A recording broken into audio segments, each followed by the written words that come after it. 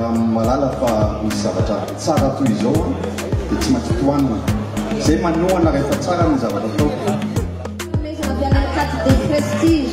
514. Voilà, vous pouvez aller à Roissy quand vous voulez.